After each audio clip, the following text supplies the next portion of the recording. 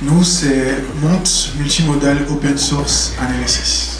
Je vais vous raconter un peu le workflow d'un vidéaste qui intervient dans le contexte d'un mariage. Ça se passe globalement en 4 étapes.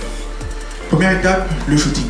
Le vidéaste va enregistrer un gros volume de vidéos pendant 1, 2, 3 jours, en fait, toute la durée du mariage. Il va y avoir plein de moments de blanc, des moments de ratés, des moments qu'il va falloir cut en fait. Et ça, on se rend compte dans la deuxième étape, le dérushage.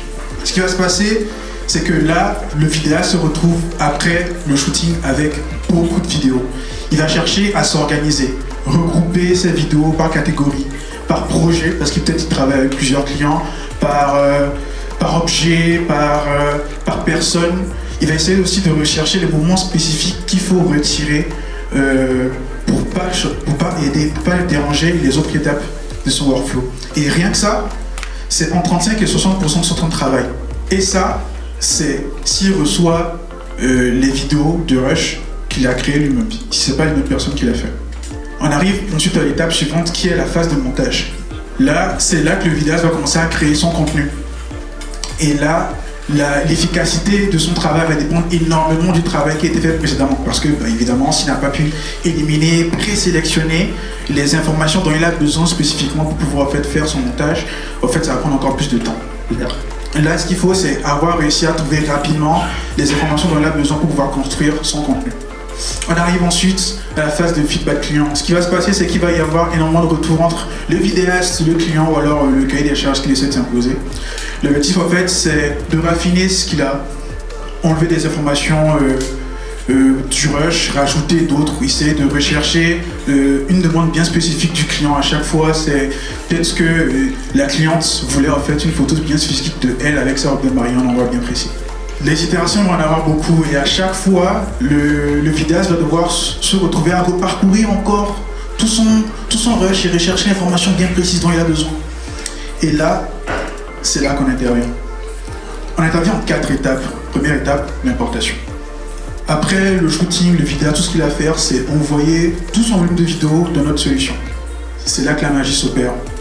Grâce à l'IA, on va être capable d'analyser tout ce qui va se passer pendant le rush. On va être capable d'analyser tout ce qui va se passer pendant le rush.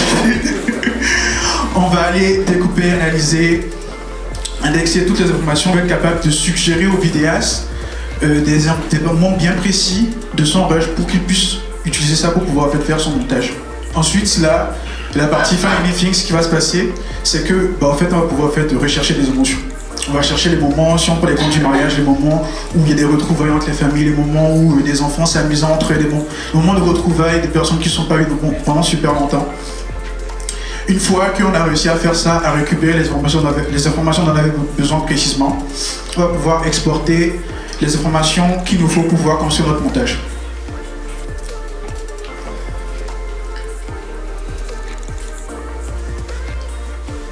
Là, le vidéaste va venir importer son rush.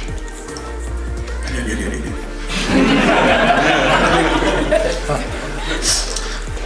Tac. Le rush s'importe. Et ici, le vidéaste, il a directement récupéré en fait pas mal de suggestions. Il peut aussi aller là et taper précisément les informations qu'il veut récupérer dans le rush.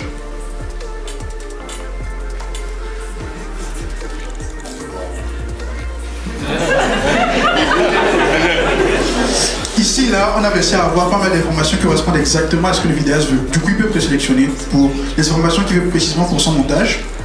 Et là, il n'a plus qu'à avoir tout ce qu'il faut pour pouvoir faire son montage.